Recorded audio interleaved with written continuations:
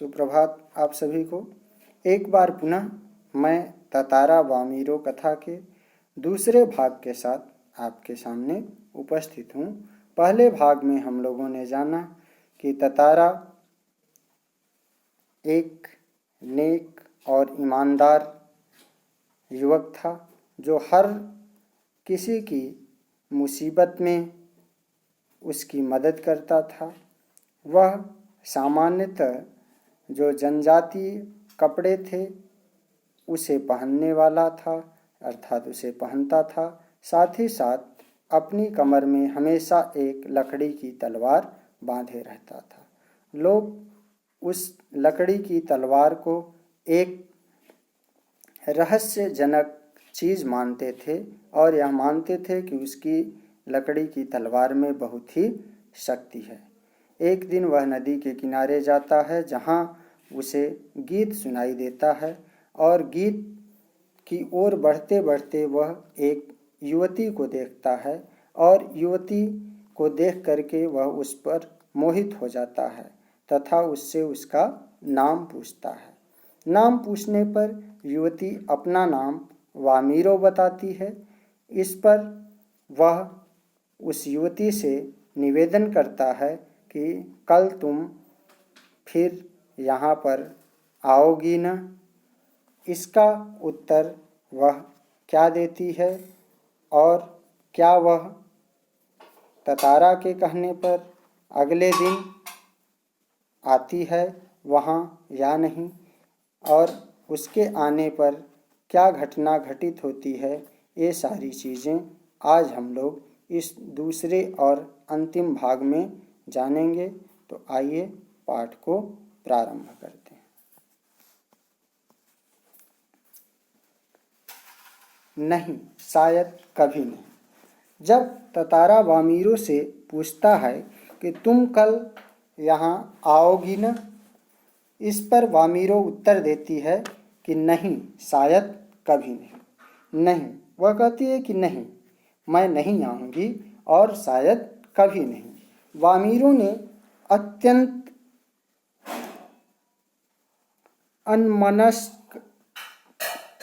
अनमनस्कतापूर्वक कहा, यानी उसका मन तो यह कहने को नहीं हो रहा था, वामीरो का मन यह कहने को नहीं हो रहा था कि नहीं, मैं नहीं आऊँगी, लेकिन फिर भी उसने कहा अनमनस्कतापूर्वक। अनमनस्कतापूर्वक मतलब बिना मन के, अर्थात उसका चित्त कहीं और था। फिर भी उसने कहा कि नहीं, मैं यहाँ नहीं आऊँगी, और झटके से लपाती की तरफ बेसुध दौड़ पड़ी। और झटके से लपाती की तरफ बेसुध दौड़ पड़ी। लपाती मतलब उसके गांव का नाम है। लपाती क्या है? वामीरो के गांव का नाम है। उस ओर वह दौड़ पड़ी। पीछे ततारा के वाक्य गूंज रहे थे और वह आगे बढ़ती जा रही थी। तभी उसके पीछे ततारा के जो वाक्य थे, शब्द थे, वो गूंज रहे थे। क्या शब्द थे? वामीरो, मेरा नाम ततारा है। वह युवक जो था यानी ततारा वामीरो को अपना नाम बता रहा था कि वामीरो, मेरा नाम ततारा है। कल मैं इसी चट्टान पर प्रतीक्षा करूँगा, तुम्हारी बाट जोहूँगा, जरूर आना। वह कह रहा था कि वामीरो, कल मैं इसी चट्टान पर, जहाँ आज हम लोग हैं, इसी चट्टान पर तुम्हारा इंतज़ार करूँगा। बाट जोहना मतलब इंतज़ार करना, बाट मतलब रास्ता, जोहूँगा मतलब इंतज़ार करूँगा, जरूर आना। वह कह रहा था कि तुम जरूर आना, मैं तुम्हारा यहाँ इंतज़ार करूँगा। वामीरो रुकी नहीं, भागती ही गई। वामीरो रुकी नहीं, वह चलती ही चली गई। ततारा उसे जाते हुए निहारता रहा और ततारा उसे जाते हुए निहारता रहा, देखता रहा। वामीरो घर पहुंचकर भीतर ही भीतर कुछ बेचैनी महसूस करने लगी। जब वामीरो घर पहुंची तो उसे अपने अंदर थोड़ी बेचैनी महसूस हुई। उसके भीतर ततारा से मुक्त होने की एक झूठी छटपटाहट थी। उसके अंदर ततारा से मुक्त होने से की अलग होने की एक झूठी छटपटाहट थी। एक झल्लाहट में उसने दरवाज़ा बंद किया और मन को किसी और दिशा में ले जाने का प्रयास किया। एक ही झटके से वह अपने घर के अंदर जाकर के दरवाजे को बंद करती है और अपने मन को किसी दूसरे ओर यानी ततारा की ओर न ले जा करके किसी दूसरे ओर ले जाने का प्रयास करती है। बार बार ततारा का याचना भरा चेहरा उसकी आंखों में तैर जाता है। फिर भी बार बार उस ततारा का जो याचना भरा चेहरा था उस बामीरो के सामने आ जा रहा है। उसने ततारा के बारे में कई कहानियां सुन रखी थी। चूँकि ततारा बहुत ही प्रसिद्ध और चर्चित व्यक्ति था, इसलिए ततारा के बारे में उसने कई कहानियां भी सुन रखी थी। उसकी कल्पना में एक अद्भुत साहसी युवक था। वामीरो की कल्पना के अनुसार ततारा क्या था? एक अद्भुत और साहसी युवक था। किंतु वही ततारा उसके सम्मुख एक अलग रूप में आया। किंतु वही ततारा उसके सामने जब आया तो एक याचना भरे स्वर में उससे गाने की विनती कर रहा था। अलग ढंग से आया न, सुंदर बलिष्ठ किंतु बेहद शांत, सभ्य और भोला। उसके सामने जो ततारा आया वो क्या था कि सुंदर था, बलिष्ठ था। बलिष्ठ मतलब ताकतवर, किंतु बेहद शांत, बिल्कुल शांत, सभ्य, जेंटल और भोला भाला। उसका व्यक्तित्व कदाचित वैसा ही था जैसा वह अपने जीवन साथी के बारे में सोचती थी। बामीरो अपने जीवन साथी यानी अपने पति के बारे में जैसा सोचती थी, उस ततारा का व्यक्तित्व, ततारा की पर्सनालिटी लगभग वैसी ही थी जैसा वह अपने जीवन साथी के बारे में बामीरो सोचती थी। किंतु एक दूसरे गांव के युवक के साथ यह संबंध परंपरा के विरुद्ध था। लेकिन दूसरे गांव के युवक के साथ उसका संबंध होना जो वहाँ की परंपरा थी, उस गांव की परंपरा थी, उसके खिलाफ था। यानी उस गांव का नियम था कि गांव के अंदर ही शादी हो सकती है, बाहर दूसरे गांव में नहीं हो सकती। अतएव उसे भूल जाना ही श्रेयस्कर समझा। इसलिए बामीरो ने उसे भूलना ही उचित समझा। श्रेयस्कर मतलब उचित समझा, अच्छा समझा। किंतु यह असंभव जान पड़ा। लेकिन यह असंभव जान पड़ा। अब उसे लगने लगा कि उसे भूलना मुश्किल है। ततारा बार बार उसकी आंखों के सामने था, निर्निमेष याचक की तरह प्रतीक्षा में डूबा हुआ। निर्निमेष मतलब निमेष कहते हैं पलकों को झपकाने को, और बिना पलक झपकाए यानी बिना पलक के झपकाए वह जिस तरह से उसकी प्रतीक्षा में डूबा हुआ था, वह दृश्य बामीरो की आंखों के सामने बार बार आ जा रहा था। किसी तरह रात बीती, किसी तरह से रात बीत गई, समाप्त हुई। दोनों के हृदय व्यथित थे। दोनों के हृदय क्या थे? व्यथित थे। किसी तरह आँच रहित एक ठंडा और उबाऊ दिन गुजरने लगा। शाम की प्रतीक्षा थी। ततारा के लिए मानो पूरे जीवन की अकेली प्रतीक्षा थी। ततारा पूरे दिन शाम होने का इंतजार करता रहा। उसके गंभीर और शांत जीवन में ऐसा पहली बार हुआ था। ततारा के गंभीर और शांत जीवन में ऐसा पहली बार हुआ था कि वह इतनी बेचैनी से शाम का इंतजार कर रहा था। वह अचंभित था, साथ ही रोमांचित भी। वह अचंभित था यानी आश्चर्यचकित था कि आखिर एकाएक यह हो क्या रहा है, लेकिन रोमांचित भी था। दिन ढलने के काफ़ी पहले वह लपाती की उस समुद्री चट्टान पर पहुंच गया, और दिन अभी ढला भी नहीं था कि उसके काफ़ी पहले ही वह लपाती गांव के उस समुद्री चट्टान पर पहुंच गया। वामीरो की प्रतीक्षा में एक एक पल पहाड़ की तरह भारी था। वामीरो के इंतजार में एक एक पल उसे पहाड़ के समान भारी लग रहा था। उसके भीतर एक आशंका भी दौड़ रही थी।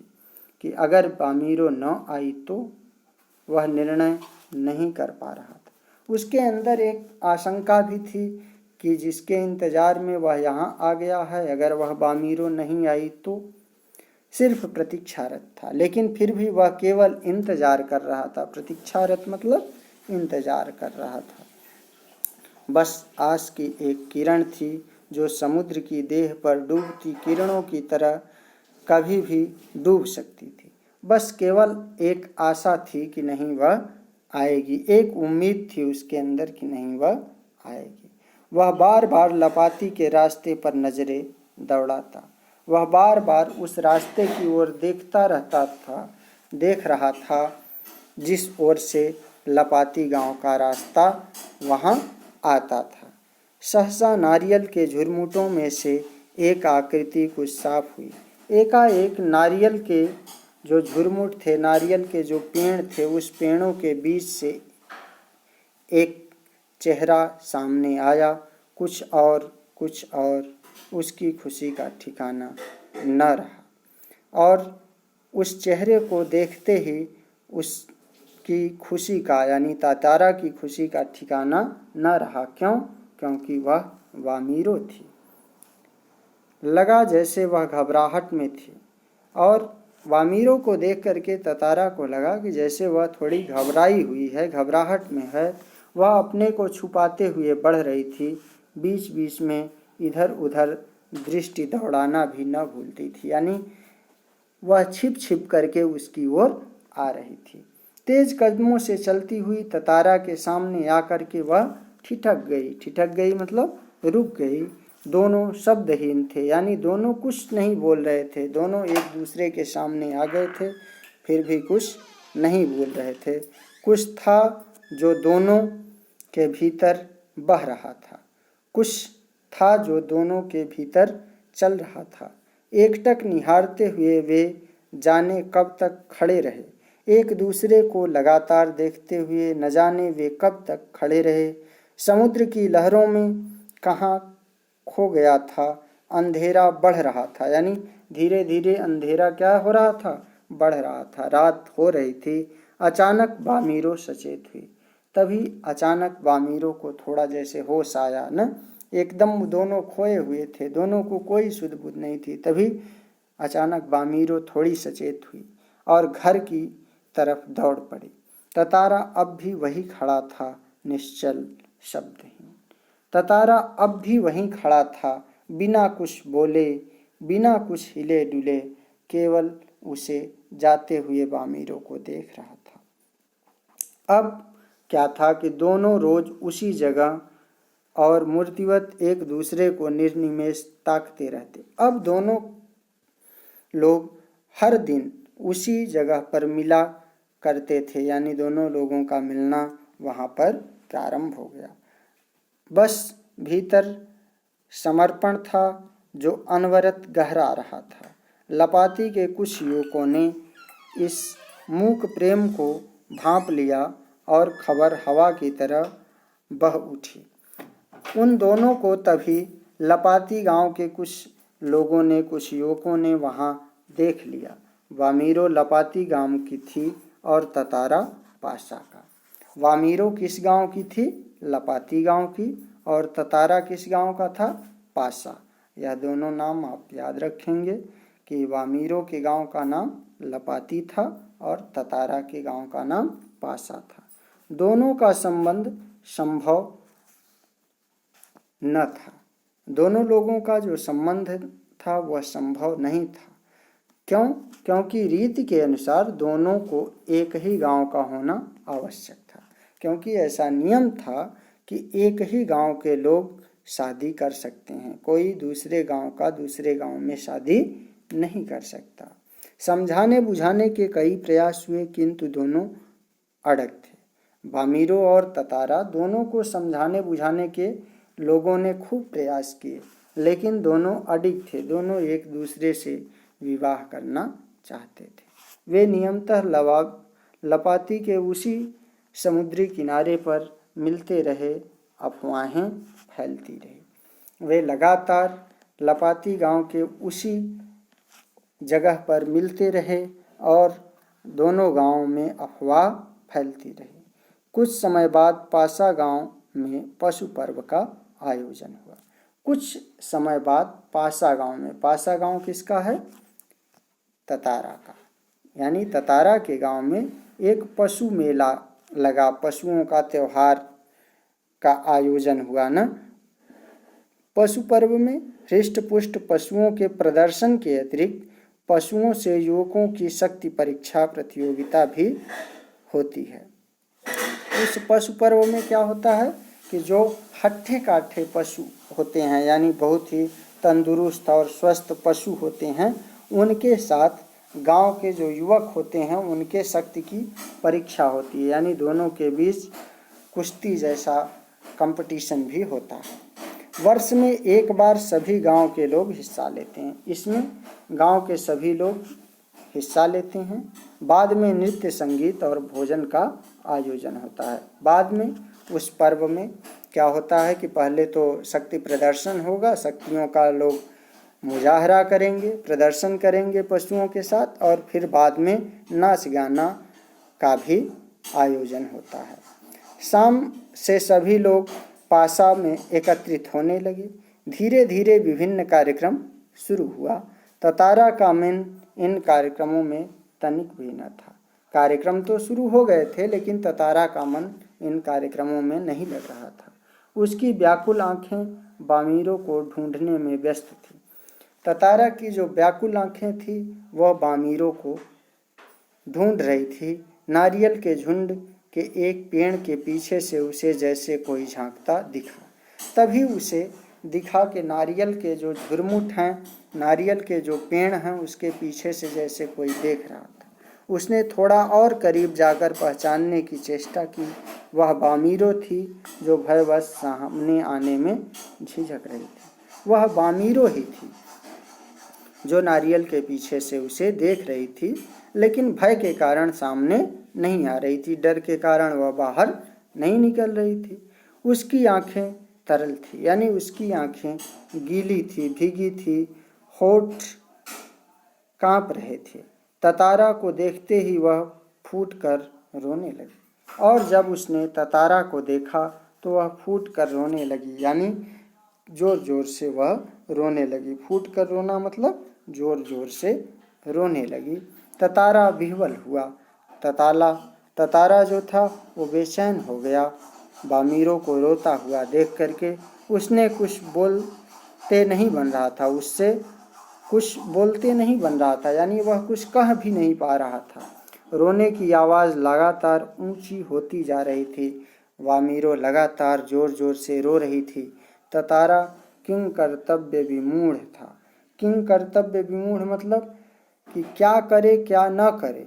जब यह भाव नहीं पता चलता या समझ में नहीं आता तो उसे हम किंग कर्तव्य विमूढ़ कहते हैं। जिसे यह पता न हो कि उसे क्या करना चाहिए और क्या नहीं करना चाहिए, उसे किंग कर्तव्य विमूढ़ कहते हैं। उसी तरह से ततारा भी था कि उसे क्या करना चाहिए क्या नहीं करना चाहिए, वह क्या करे क्या न करे, यह कुछ भी नहीं सूझ रहा था। वामीरों के रुदन स्वरों को सुनकर उसकी माँ वहां पहुंची और दोनों को देखकर आग बबूला हो उठी। वामीरों के रोने की आवाज़ को सुन करके उसकी माँ वहां पहुंची और दोनों को देख करके आग बबूला हो उठी। देखिए, आग बबूला होना क्या है? एक मुहावरा है। आग बबूला होना अर्थात क्रोध करना, क्रोधित होना ना। तो वहां पर उसकी माँ ततारा और वामीरों को देख करके आग बबूला हो उठी। सारे गांव वालों की उपस्थिति में यह दृश्य उसे अपमानजनक लगा। उसकी माँ को सारे गांव वालों की उपस्थिति में यह दृश्य अपमानजनक लगा। इस बीच गांव के कुछ लोग भी वहां पहुंच गए। वामीरों की माँ क्रोध से उफन उठी। वह क्रोध से उफन उठी, यानी बहुत गुस्से में हो गई। उसने ततारा को तरह तरह से अपमानित किया और गांव, यानी इतनी वह क्रोधित थी कि उसने तरह तरह से ततारा को अपमानित किया और गांव के लोग भी ततारा के विरोध में आवाज़ें उठाने लगे। क्यों उठाने लगे? क्योंकि दोनों गांव की यह प्रथा थी कि किसी की भी शादी, किसी का भी विवाह दूसरे गांव में नहीं हो सकता। यह ततारा के लिए असहनीय था। ततारा इस बात को सहन नहीं कर पा रहा था। वामीरो अब भी रोए जा रही थी। वामीरो जो थी वो अब भी क्या कर रही थी? रो रही थी। ततारा भी गुस्से से भर उठा। उसे जहाँ विवाह की निषेध परंपरा पर क्षोभ था, यानी जहाँ उसे विवाह की ऐसी जो परंपरा थी, प्रथा थी, उस पर दुख था, वही अपनी असहायता पर खींच हुई। वामीरों का दुख उसे और गहरा कर रहा था। उसे मालूम न था कि क्या कदम उठाना चाहिए। ततारा को पता नहीं चल पा रहा था कि उसे क्या करना चाहिए और क्या नहीं करना चाहिए। अनायास उसका हाथ तलवार की मूठ पर जा टिका। अनायास उसका हाथ अपनी तलवार का जो मूठ है, यानी जो तलवार पकड़ने का जगह है, उस पर जा टिका। क्रोध में उसने तलवार निकाली और कुछ विचार करता रहा। क्रोध में उसने अपनी तलवार निकाल ली। उसकी तलवार किस चीज़ की है? लकड़ी की है ना। क्रोध लगातार अग्नि की तरह बढ़ रहा था। लोग सहम उठे। एक सन्नाटा सा खिंच गया। जब कोई राह न सूझी तो क्रोध का शमन करने के लिए उसमें शक्ति भर उसे धरती में घोंप दिया और ताकत से उसे खींचने लगा। जब उसे कुछ नहीं सूझा तो उसने क्या किया कि अपनी तलवार को धरती में गाड़ दिया। घोंप दिया मतलब गाड़ दिया, धंसा दिया और उसे अपनी ओर खींचने लगा। वह पसीने से नहा उठा और इतने जोर से उसने खींचा कि वह पसीने पसीने हो गया, यानी पूरी तरह से पसीने से भीग उठा। सब घबराए हुए थे। सारे लोग जो दोनों गांव के थे वो घबराए हुए थे। वह तलवार को अपनी तरह खींचते खींचते दूर तक पहुंच गया और वह तलवार को अपनी ओर पृथ्वी में गड़ा करके, धंसा करके अपनी ओर खींचते खींचते बहुत दूर तक पहुंच गया। वह हाँफ रहा था, वह थक सा गया था। अचानक जहाँ तक लकीर खींच गई थी वहाँ एक दरार होने लगी। अचानक जहाँ तक लकीर तलवार की खींच गई थी, क्योंकि तलवार जमीन में धंसी हुई थी और जमीन में धंसे धंसे ही उसे वह खींच रहा था, तो वहाँ एक दरार, क्रैक पड़ने लगा, मानो धरती दो टुकड़ों में बंटने लगी और ऐसा लगने लगा कि जैसे धरती ही क्या हो रही हो, दो टुकड़ों में बंट रही हो। एक गड़गड़ाहट सी गूंजने लगी और लकीर की सीध में धरती फटती ही जा रही थी। तभी वहाँ पर एक गड़गड़ाहट की आवाज़ गूंजने लगी, आवाज़ आने लगी और जहाँ जहाँ लकीर पड़ी थी उस लकीर के सहारे धरती क्या की बंटती चली जा रही थी, फट रही थी धरती। द्वीप के अंतिम सिरे तक ततारा धरती को मानो क्रोध में काटता जा रहा था और ततारा भी उस गुस्से के मारे अपनी तलवार को जमीन में गड़ाए और उसे खींचता चला जा रहा था। सभी लोग भयाकुल हो उठे, सभी लोग डर गए। लोगों ने ऐसे दृश्य की कल्पना न की थी। लोग ऐसा कभी सोचे भी नहीं थे कि ऐसा होगा। वे सिहर उठे। उधर बामीरो फटती हुई धरती के किनारे चीखती हुई दौड़ रही थी, ततारा ततारा ततारा। वह एक दूसरी ओर जो वामीरो थी वह फटती हुई धरती की ओर दौड़ रही थी, जिधर ततारा अपनी तलवार को जमीन में गड़ाए हुए और खींचता चला जा रहा था। उधर दौड़ते हुए बामीरो ततारा ततारा आवाज़ दे रही थी। करुण चीख उसकी मानो गड़गड़ाहट में डूब गई, किंतु उसकी जो करुणा भरी चीख थी, गड़गड़ाहट की आवाज़ में ऐसे लगा कि जैसे डूब गई, समाप्त हो गई। ततारा दुर्भाग्यवश दूसरी तरफ था। द्वीप के अंतिम सिरे तक धरती को चाकता वह जैसे ही अंतिम छोर पर पहुंचा, द्वीप दो टुकड़ों में विभक्त हो चुका था और वह जमीन के दूसरी ओर था और वह अपनी तलवार को खींचता हुआ जब अंतिम छोर तक पहुंचा तो उसने देखा कि जमीन दो टुकड़ों पे बट चुकी थी, दो टुकड़ों में बट चुकी थी। एक तरफ ततारा था, दूसरी तरफ वामीरो। एक तरफ ततारा था, दूसरी तरफ वामीरो। ततारा को जैसे ही होश आया उसने देखा उसकी तरफ का द्वीप समूह धंसने लगा है।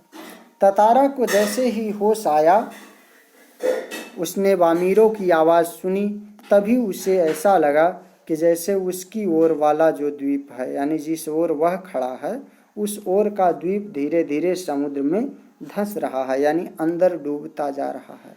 वह छटपटाने लगा।